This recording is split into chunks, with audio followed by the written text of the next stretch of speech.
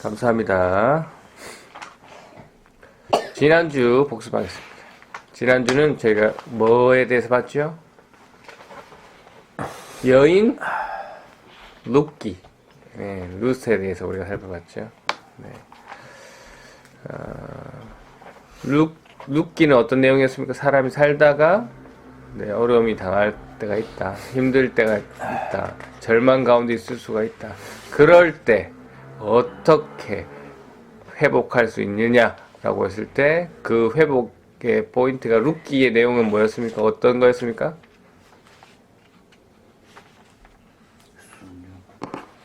아하, 사랑이었습니다. 사랑.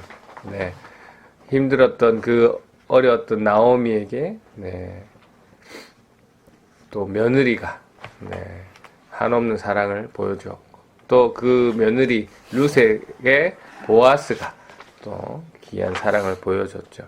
그래서 사랑으로 절망 가운데 있는 사람을 소망으로 바꿀 수가 있구나 라는 말씀을 우리는 예수 그리스도를 통해서 절망 가운데 있던 우리가 예수 그리스도의 은혜와 그 귀한 사랑으로 우리도 소망의 삶을 살고 있구나라는 그 룻기 내용을 살펴보았습니다. 그래서 우리도 그 경험을 한 자로서 다른 이들, 내가 받은 그 사랑을 다른 이들에게 사랑해 줄 수 있는 사람이어야 한다. 그래서 그들도 예수 그리스도를 통해서 하늘의 소망을 볼 수 있는 자가 되어야 된다. 통로로 우리가 쓰임 받자라는 말씀이었습니다. 어떻게 지난 한 주간 남편을 사랑하고 자녀를 사랑하고 우리 친구들, 가족들, 친척들을 사랑하셨습니까? 감사합니다. 그렇게 사랑하는 저희 부산레포 주의 성도님들이 되었으면 좋겠습니다. 오늘은 사무엘 상서. 원래 사무엘서는 이제 히브리 성경에는 한 권으로 되어 있습니다. 근데 이제 그것을 헬라어로 번역한 70인 번역에는 이제 상하로 나눠져 있는데요. 그래서 저희도 상하에는 이렇게 나눠지는데 그걸 그렇게 사용하고 있습니다. 그래서 사무엘상은 내용적으로 봤을 때는 크게 두 부분으로 나눌 수 있습니다. 첫 번째, 사무엘상. 사무엘의 생애가 나옵니다. 사무엘의 생애. 그리고 사무엘이 끝나고 나면 사울의 사울의 생애가 나옵니다. 그리고 끝에 살짝 다윗이 등장해서 다윗과의 또 여러 가지 일들이 일어난 내용들입니다. 그래서 우리가 앞서 배경을 보면 사사기였죠. 룻기도 사사기였고, 이 사사기 시대 어떤 시대였습니까? 왕이 없었던 시대. 이스라엘 백성들의 모습은 개판 5분 전 다 자기가 하고 싶은 대로 살았던 그런 시대였습니다. 그래서 그렇게 살았기 때문에 하나님께서 다른 나라를 통해서 벌을 주셔서 이들이 회개를 하고 부르짖으나 했으나 이들은 반복되게 그런 모습을 행했었죠. 그런데 이들이 무슨 요구를 합니까? 우리에게도 왕을 달라. 다른 나라들 왕 봐라. 저렇게 왕이 있잖아. 우리도 다른 나라처럼 왕이 달라라는 요구를 합니다. 이 말은 다른 나라의 왕들이 부럽다라는 얘기를 하는 것이죠. 요거 보통 문제가 아닙니다. 맞죠? 하나님이 계신데도 번지르르하게 다른 왕들, 겉보기에 멋져 보이는 그 왕들을 요구하고 놀라는 거. 계속 사사시대 때 그렇게 벌을 반복해서 받았음에도 불구하고 깨닫지 못하고 다른 왕들 달라. 그래서 그 자기들이 그렇게 어려움을 당한 이유가 하나님에 대한 자신들의 불순종이었잖아요. 그럼에도 불구하고 그 원인을 어디로 돌린 거? 우리는 왕이 없어서 그랬다. 왕이 있으면 이런 일이 아니라는데 왕이 여기서 우리를 지키고 보호하도록 해라. 이런 요구들을 하고 있는 거예요. 생각 자체가 잘못됐죠. 그래서 하나님께 사무엘을 통해서 왕을 달라고 얘기를 합니다. 당연히 하나님은 좋아하셨을까요? 싫어했을까요? 싫어했어요. 맞아요. 어떻게 알았어요? 어떻게 알았어요? 싫어했습니다. 그러나 얘네들이 욕을 하니까 이 사무엘을 통해서 어떤 이야기를 해줍니까? 너희가 왕이 생기면 이란 문제가 생기더라 라는 내용이 네, 오늘 말씀 찾아놨습니다. 요거 한번 읽어볼까요? 한 절씩 돌아가면서 네. 보시면 네, 사무엘상 8장 11절부터 네. 돌아가면서 읽어볼까요? 제가 먼저 읽어보겠습니다. 네, 너희가 왕을 가지게 되면 이런 문제가 생길 것이다 라고 하나님께서 사무엘을 통해 알려주시는데 얘네들 어떤 반응인지 한번 보겠습니다. 사무엘이 말했습니다. 여러분은 여러분을 다스릴 왕을 달라고 하는데 그 왕은 이런 일을 할 것이요, 왕은 여러분의 아들을 빼앗아 갈 것이고 그 아들을 데려다가 자기 전차와 말을 몰게 할 것이요, 여러분의 아들은 왕의 전차 앞에서 달리게 될 것이요, 왕은 여러분의 아들 중에서 몇 명을 뽑아 군인 1000명을 거느리는 지휘관인 천부장과 군인 50명을 거느리는 지휘관인 50부장으로 삼을 것이며, 다른 이들에게는 자기 땅을 길게 하거나 땅 위에서 나는 것을 거두어 들이게 할 것이요, 또 다른 이들에게는 전쟁 무기나 자기 전차에 쓸 장비를 만들게 할 것이요. 왕은 여러분의 딸도 빼앗아 갈 것이요, 왕은 여러분의 딸에게 향로를 만들게 하거나 자기가 먹을 음식을 요리하게 할 것이요, 왕은 여러분의 제일 좋은 밭과 포도원과 올리브 나무 밭을 빼앗아 자기 신하들에게 줄 것이요, 여러분이 거둔 곡식과 포도의 10분의 1을 가져다가 왕의 관리와 신하들에게 나눠줄 것이요, 왕은 여러분의 남종과 여종도 빼앗아 갈 것이요, 또 여러분이 제일 좋은 소와 나귀도 빼앗아 왕의 일을 시킬 것이요, 왕은 여러분의 양떼의 10분의 1을 가져갈 것이고 여러분 스스로는 왕의 종이 될 것이요. 그때 여러분은 여러분이 뽑은 왕 때문에 울부짖게 될 것이요, 하지만 여호와께서는 여러분에게 대답하지 않으실 것이요. 그러나 백성들은 사무엘의 말을 들으려 하지 않았습니다. 백성들도 말했습니다. 아닙니다. 우리를 다스릴 왕이 필요합니다. 왕이 있으면 우리도 다른 모든 나라들과 같게 됩니다. 우리 왕이 우리를 다스릴 것입니다. 왕이 우리와 함께 나가서 우리를 위해 싸울 것입니다. 사무엘은 백성들이 하는 말을 다 들었습니다. 사무엘은 그들이 한 말을 다 여호와께 말씀드렸습니다. 여호와께서 대답하셨습니다. 그들의 말을 들어주어라. 그들에게 왕을 주어라. 그 말씀을 듣고 사무엘은 이스라엘 백성들에게 말했습니다. 모두 자기 마을로 돌아가시오. 지금은 왕의 나라가 아닙니다. 일단 여기까지입니다. 아멘. 네. 방금 읽으셨다시피, 네. 이런 경고를 주었음에도 불구하고 얘네들이 뭐라고 합니까? 왕을 달라고 하죠. 그래서 하나님께서 그 왕을 허락하시는 그런 모습입니다. 네. 이런 모습, 사실 우리의 모습은 아닌가 한번 모르겠습니다. 네. 이 참 하나님은 네, 요렇게 아들아 딸아 요렇게 살면 너희가 힘들어지고 요런 어려움이 있을 것이다 라고 반복적으로 말씀을 통해서 여러 환경을 통해서 깨달음을 주시는데, 아닙니다 하나님 저는 그래도 이거 할랍니다, 하나님 그래도 저는 이거 하고 싶어요 라고 고집 피우다가 나중에 어떻게 합니까? 요런 어려움을 당하는 거죠. 분명히 하나님께서 경고를 주셨음에도 불구하고 네, 그런 모습 우리의 모습은 아닌지 한번 네, 살펴보시기 바랍니다. 하나님이 원하시는 왕, 그리고 이 이스라엘 백성들이 원하는 왕의 모습은 좀 다르죠. 네. 여기서 보면 이스라엘 백성들은 자기들을 지켜주는 왕을 원하는 것이고, 네. 하나님은 그 왕에 대한 경고를 하고 계시는 거고. 그러면 하나님께서는 이제 그렇게 허락을 하시잖아요. 왕을 허락하시잖아요. 그러면 그 왕이 어떤 왕이어야 되겠습니까? 하나님이 어떤 왕을 세우시겠습니까? 하나님이 왕을 세웠는데 그 왕이 나는 이제 왕이다, 그래서 자기 멋대로 행동하는 사람을 왕으로 세우고 싶어 하시겠습니까? 아니면 하나님 뜻을 묻고 하나님 뜻을 그대로 하나님 말씀에 순종하는 그런 사람을 왕으로 세우시겠습니까? 2번 정답입니다. 당연히 하나님 말씀, 하나님 뜻에 순종하는 왕을 세우고자 하실 겁니다. 네. 그래서 이 사무엘 상에는 어떤 내용이 나느냐?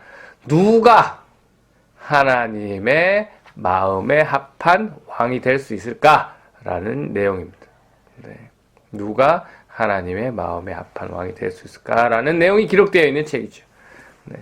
사무엘상에 제일 먼저 나오는 것은 네. 누가 나옵니까? 아까도 말씀드렸지만 사무엘이 나오죠. 사무엘 여러 가지 뭐 엘리 대 제사장하고 제사장하고 네, 있었던 여러 가지 또 네, 이런 얘기를 나오고 있고 네. 하나님께서 그렇게 사무엘을 통해서 네, 왕을 세우죠. 네.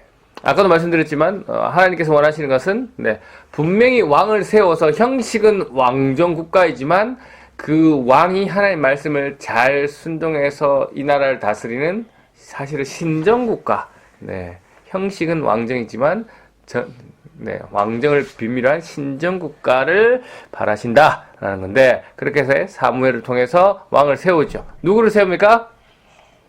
사울 왕을 세웁니다. 사울 왕을 맞습니다. 사울에게 기름을 붓죠. 그래서 기름 붓는다. 저 작년에 했었는데 몇 번. 구약 시대에 기름 부음을 받는 직분이 3개 있었습니다. 첫 번째 오늘 다뤘듯이 왕에게 기름을 부었죠. 또 누구한테 기름을 부었을까요? 제사장도. 맞습니다. 레위기 할 때 맞죠? 제사장한테. 네, 제사장한테 기름을 붓습니다. 그 다음에 또 누구한테 기름을 부을까요? 선지자. 네, 이렇게. 네, 선지자에게 기름을 붓습니다. 이 기름을 붓는다라는 의미는 이 사람이 하나님의 특별한 소유입니다. 특별한 구별됩니다. 라는 뜻. 뭐 하나님으로부터 신적인 권위를 부여받습니다. 뭐 하나님께 특별한 책무를 부여받습니다라는 의미의 네, 그런 기름 부음입니다. 그래서 사무엘이 사울에게 기름을 부었죠. 사울이 왕이 됩니다. 오늘 아까 읽으셨듯이 40년이나 왕을 하는데 그 중에 네, 하나님이 그 사울에게 원하시는 건 뭐라고요? 하나님 원하시는 그렇죠. 순종이잖아요. 그 말을 순종이잖아요. 그런데 이 사울이 순종을 합니까? 안 합니까? 네, 2번 네, 하나님 뜻에 순종하지 않는 모습을 보입니다. 네, 뭐 일단 나와 있는 기록으로는 그렇습니다. 네, 하나님 말씀에 불순종하는 모습이죠.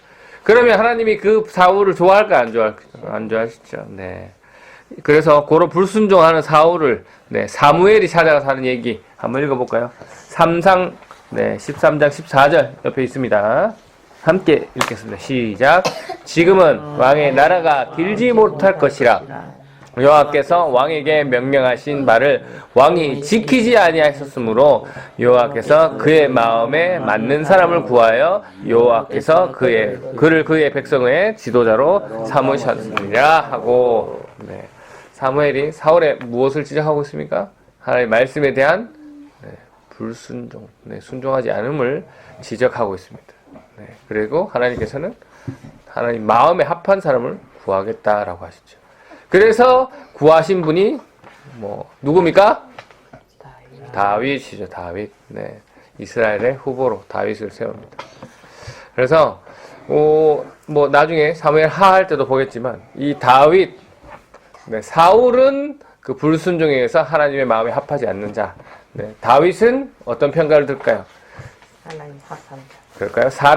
요게 이제 오늘 아까 읽으셨던 네, 사도행전 13장 21절 22절 말씀입니다. 어떤 평가를 받으셨는지 한번 다시 읽어볼까요? 시작. 그런 뒤에 백성이 왕을 요구하자 하나님께서 그들에게 베냐민 지파 사람 기스의 아들 사울을 주셨습니다. 오늘 본문입니다.